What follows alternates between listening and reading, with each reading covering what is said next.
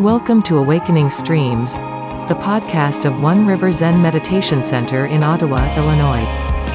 Hosted by Sensei Michael Brunner. Learn more, donate, and practice with us at oneriverzen.org.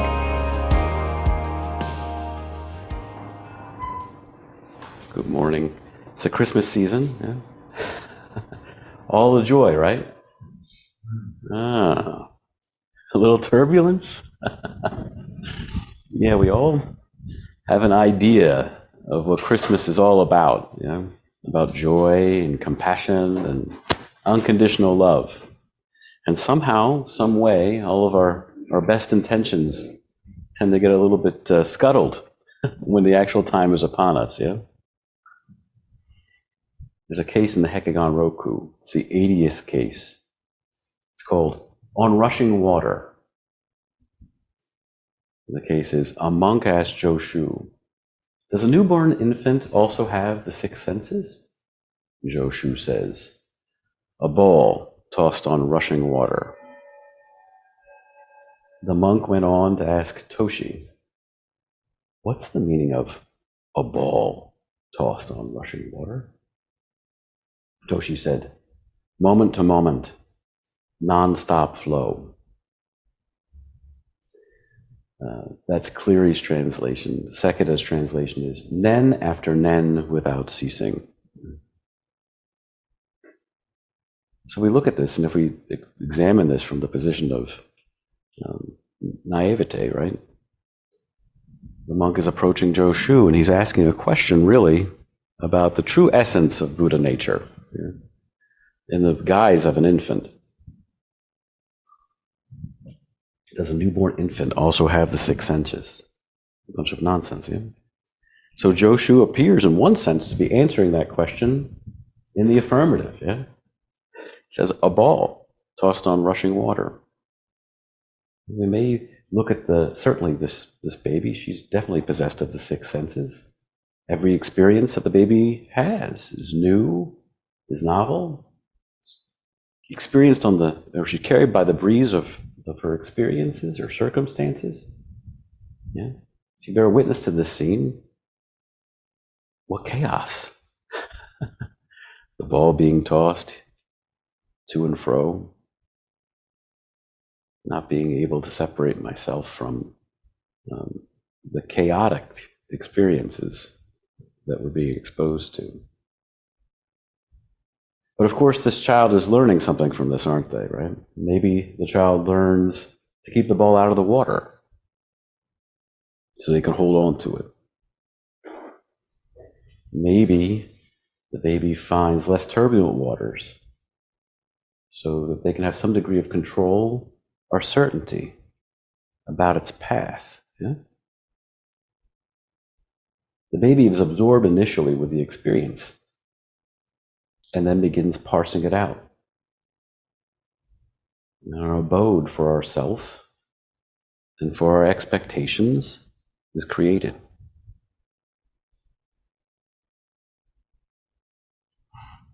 So I guess the big question here is Joshu answering about this imaginary infant that the monk is questioning him about?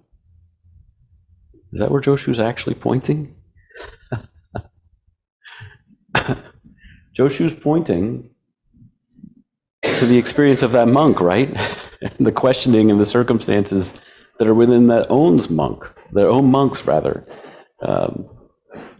challenge that's presented by intellect, a problem that's no problem. Joshu's pointing out that question in and of itself is a ball tossed on rushing water. What are you looking for? What are you trying to solve for? What's the problem? What's the problem? So it reminds me of, when we used to go ask advice when we were young, and we would say, I'm not asking for me, but I have a friend. Right? Somehow depersonalize it, try to step away from it a little bit. Yeah. So this monk, when receives that answer, is still not satisfied, doesn't know. So he winds up going to another master named Toshi and saying, Joshu said, a ball tossed on rushing water. What's that mean? He has to be walked through one step at a time. And Toshi replies, moment to moment, nonstop flow. Or, as I mentioned before, Sekida translates it, nen after nen without ceasing. We've heard this term before. I've taught with it before. Nen, a first nen experience. Remember this? So if I take a glass of wine and I sip it, that's a first nen experience. I'm experiencing directly. Yeah. If I then try to relate this story later on, it's a second nen experience, right? I'm trying to explain or describe or put words to it. Does it closely resemble the actual experience? As close as we can get with intellect. But how close is that? Right? Have any of you ever read Wine Spectator or tried to listen to what they say about the experience of drinking wine is? You have to be pretty darn experienced to even be able to apply what they're saying to the experience. So there's a lot missing. And so on and so forth. You go to a third nen experience, which would be, I would try to relate what I'm trying to relate to you right now. How difficult it is to relate. Then we get out, fourth nen, fifth nen, sixth nen. You know what lives out there in those outer orbits? Your politics, your ideologies.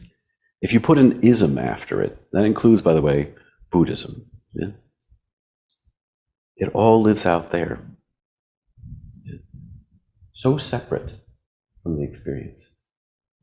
If you want to know if an infant is possessed of the six senses, what do? Cradle that child right now. That's all you need to know. Yeah. We'll have David run through the room on cue and we'll know. He did try? Yeah, that's his thing right there. We don't ask this question here. We already have that answer. Yeah? Experience it directly. Recognize how often we get caught up in the story. And you'll see Joshu's ball on float and rushing water right away. It's the turbulence that's created by your own mind. Some of us can't serve effectively, can't serve the Sangha effectively, because we judge ourselves so harshly.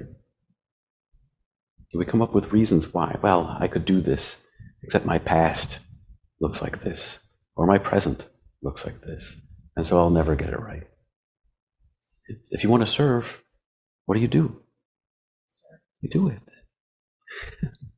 Show up. I promise, if you show up and you drop off the concepts, especially in this place, you'll find a way pretty quickly to be of service. And then you'll find yourself in that activity.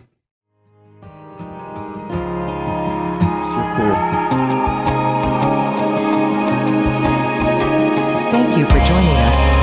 If this podcast was meaningful to you and supported your practice, please give us a hand by joining us at oneriverzen.org.